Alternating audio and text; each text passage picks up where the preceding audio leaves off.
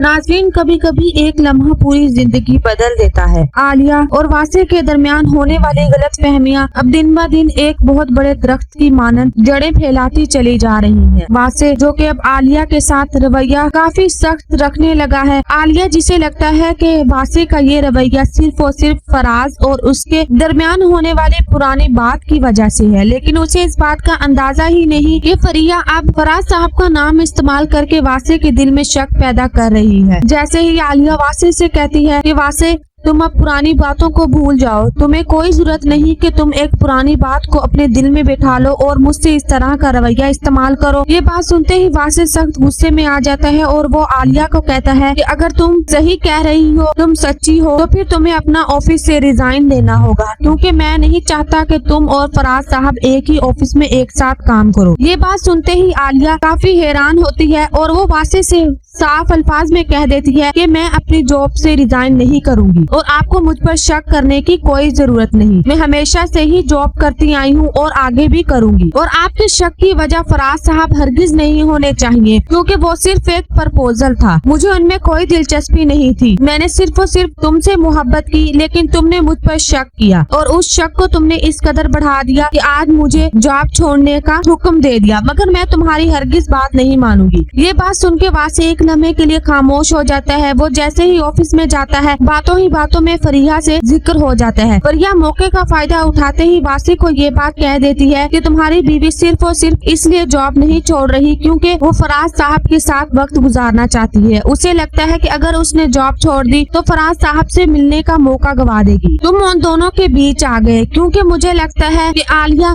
फराज साहब को पसंद करती थी। जबकि दूसरी तरफ फरिया आलिया से मिलती है।